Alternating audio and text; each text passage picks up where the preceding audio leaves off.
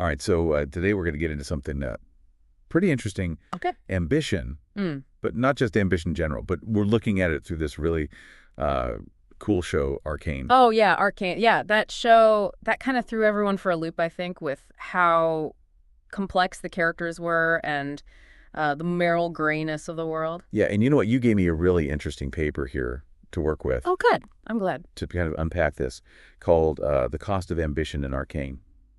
And it's an academic paper.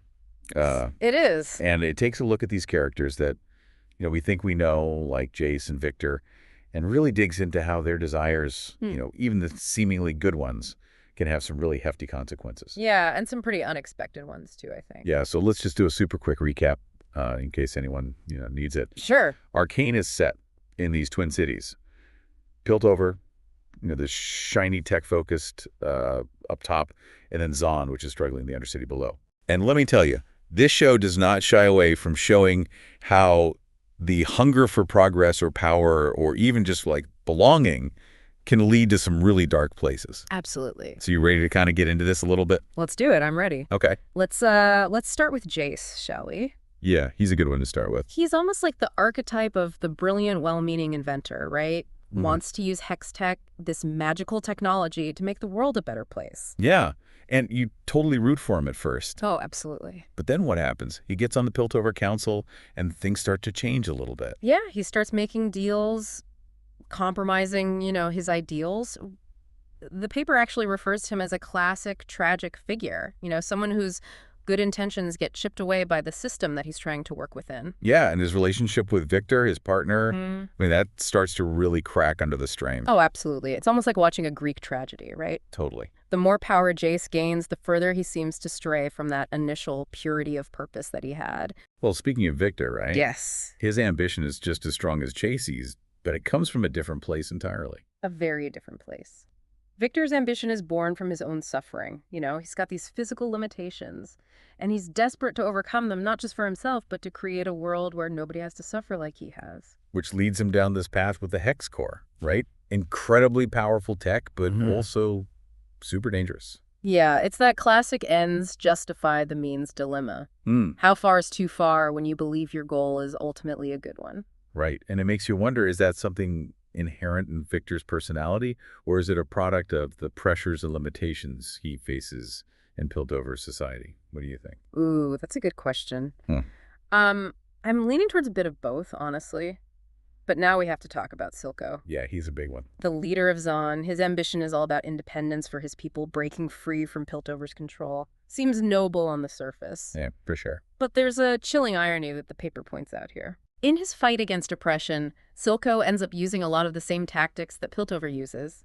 He becomes a mirror image of the very forces he's trying to overthrow. Ruthless methods claiming they're all for the greater good.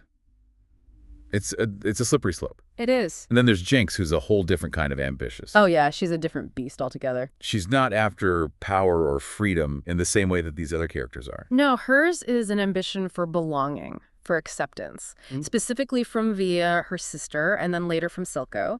And the paper argues that this need becomes so intense, so desperate, that it actually sabotages her chances of getting what she wants. Oh, totally. It's like, have you ever wanted something so badly that you just mess it up just by trying too hard? Yeah. Jinx, is that on a grand scale? Yeah. Her need for approval fuels all this instability and destructive behavior, which just pushes people away. It's tragic because you see glimpses of the person she could be, but that ambition to belong is so powerful, so warped, that it takes over everything. And the paper doesn't just look at individual characters, right? Right. It also talks about Piltover and Zon as embodying these conflicting ambitions on a societal level. Precisely. Piltover is all about progress, control, often at Zon's expense. And Zon is striving for freedom, but they're struggling with internal divisions and leaders like Silco, who perpetuate cycles of violence. It's a reflection of real-world power dynamics, wouldn't you say? Oh, absolutely. I mean, think about all the times that we see, technological advancement happening at the cost of marginalized communities. Arcane is really holding up a mirror to that. Yeah, it is. And it makes you think, is there even a way for these two cities to coexist peacefully? Right. Can progress ever be truly equitable, or will there always be those who are left behind? It's the question, isn't it? It's heavy stuff. But that's what makes this deep dive so interesting. Yeah. And speaking of things getting heavy, we need to talk about how these characters' ambitions affect their personal relationships. Oh, yeah. Oh, they are a mess. They are a mess. Yeah, it's like the whole show is a study in how ambition can warp even the closest bonds. Right. Jace and Victor, their partnership completely falls apart. Mm-hmm. Jinx and Vi, their sisterhood is shattered. Even Silco and Jinx, their twisted father-daughter dynamic, it all implodes under the weight of their ambitions. It's like that saying, the road to hell is paved with good intentions. Yeah. They all start with these goals that seem, at least to them, noble and good. Right. But the pursuit of those goals takes such a toll on everyone around them. It really does, and it makes you question, what are ye willing to sacrifice for our own ambitions? Right. Are there lines that we shouldn't cross, even if it means not achieving everything that we set out to do? Right. Are there any characters in Arcane who manage to balance ambition with, not being a terrible person? Well, that's where Echo comes in. Yeah. The paper contrasts him with Silco, which I think is really fascinating. Okay. But as they both want a better future for Zahn, but their approaches are drastically different. Uh-huh. Silco's all about violence and control. Yeah, that top-down power structure. Exactly. But Echo leads the Firelights. Right, that group of young Zahnites fighting for their community, but in a way that feels much more grassroots. Right, more about protecting each other. Yeah. And the paper poses this question, can real lasting change actually be achieved through violence, or does it require a different approach, one that's built on community and mutual support? What do you think Echo's success says about the nature of effective leadership? That is a really good question. I mean, Echo's not perfect, but he does seem to hold on to his values even while he's fighting for what he believes in. Right. Maybe it's because his ambition is rooted in something more personal. That desire to protect his community, his friends. That's an interesting point, because on the surface, you might think Echo's ambition is smaller than Silco's. Right. Silco wants to overthrow Piltover. Echo just wants to keep his corner of Zahn safe. Yeah. But the impact that Echo has, the way he inspires others, it arguably makes him the more effective leader in the long run. Yeah, that's a good point. It's not always about the scale of your ambition. Yeah. It's about how you pursue it and what values are driving you. I'm thinking about that scene where Echo confronts Jinx. Oh, yeah. And he's heartbroken by what she's become, but he still tries to reach her. Right. To remind her of who she used to be. That scene perfectly encapsulates the difference between Echo and Silco. Yeah. Silco sees Jinx as a weapon, a tool to use in his pursuit of power, but Echo sees a person who's lost her way. Right. And he still believes in her potential for good, even after everything that she's done. It's like the paper is suggesting that empathy is the key ingredient that's missing from so many of these characters' ambitions. It's true. Jace loses sight of what life is really like in Zone. Right. Victor becomes so focused on his own pain that he kind of forgets about the potential cost to others. Yeah. And Silco's compassion for Jinx is ultimately conditional. It is. On her usefulness to him. Right, and without that empathy, ambition can become incredibly destructive. Yeah. It can lead to tunnel vision, where you're so fixated on your goal that you fail to see the bigger picture. Right, you fail to see the impact that your actions are having on other people. Exactly. Which brings us back to that question we were talking about earlier, right? What are we willing to sacrifice in pursuit of our own ambitions? Yes. And maybe even more importantly, who are we willing to sacrifice? Ooh, that's a tough one. Yeah, those are tough questions. Yeah. But Arcane doesn't let us shy away from them. It's a story that forces us to confront the dark side of ambition, to acknowledge that even the best intentions can lead to unintended consequences. Absolutely. And it makes me think about how we so often celebrate ambition, right? We do. We're told to dream big, reach for the stars, never give up. Mm-hmm. But what about the cost of that pursuit? Yeah, what about it? Arcane is a reminder that ambition can be this beautiful, powerful force. For sure. But it's also a force that needs to be handled with care. I think that's one of the most valuable things about engaging with stories like Arcane. They give us a safe space to explore these really complex issues, to grapple with these moral dilemmas without having to face them in our own lives. It's like a thought experiment, right? It is. We can watch these characters make their choices, Yeah. see how the consequences play out, and then ask ourselves, what would I have done in that situation? Right. What are my limits? And those are the questions that can help us become more mindful, more self-aware as we navigate our own ambitions in the real world. Because ultimately, it's not just about what we achieve, Right. but about how we achieve it. Okay, before we wrap up this part, I want to throw out one more thought. Mm-hmm. We've been talking about how ambition can affect, personal relationships, Mm-hmm. But what about its impact on society as a whole? Right. The paper briefly mentions this, and it's something I can't stop thinking about. That's a fantastic point. Arcane gives us these two cities, Piltover and Zon, as these microcosms of contrasting societal ambitions. Yeah. And the conflict between them, the inequality, the violence, it all stems from how those ambitions clash and intertwine. Yeah, it makes you wonder, what would happen if things were different? Like, imagine if Piltover's leaders were a little less obsessed with, progress at all costs. Right.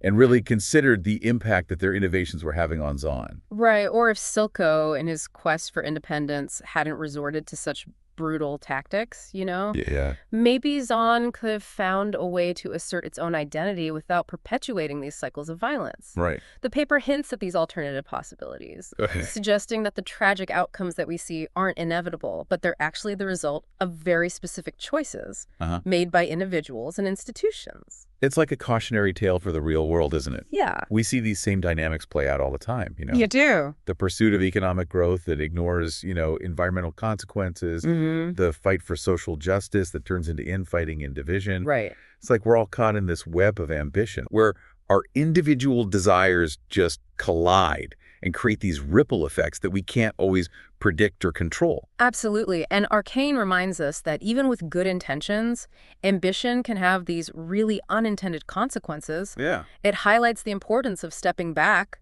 questioning our assumptions, and considering the broader impact of our actions. But it can be hard to do that. It can. When you're in the thick of it, so driven by a goal, it's easy to get tunnel vision. Oh, yeah. I'm thinking about Jace again. He genuinely wanted to use hex tech to make the world better. Right. But somewhere along the line, he lost sight of the bigger picture. He did, and that's why the paper emphasizes the importance of perspective. Okay. It argues that we need to cultivate a kind of moral imagination, the ability to step outside of our own immediate desires and consider the needs and perspectives of others. So how do we do that? I mean, it's one thing to say, be more empathetic. Yeah. But it's another thing to actually put it into practice, especially when you're caught up in your own ambitions. Well, I think Arcane offers some clues. Okay. It shows the importance of surrounding yourself with people who challenge your assumptions, who remind you of your values. Okay.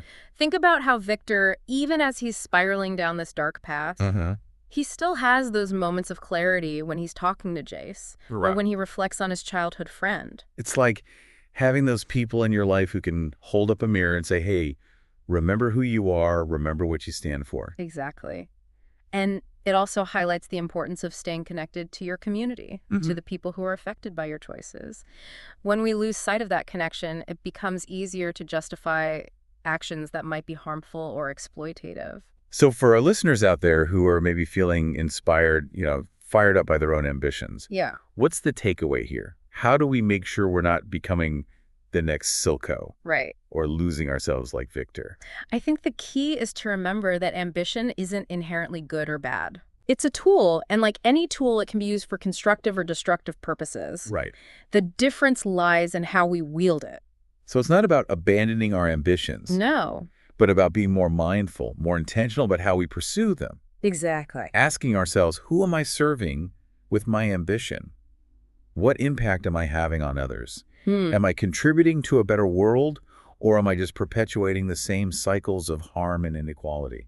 Those are the questions. That's it right there. Yeah, and maybe, just maybe, if we can all start asking ourselves those questions, we can create a world where ambition becomes a force for good. Right.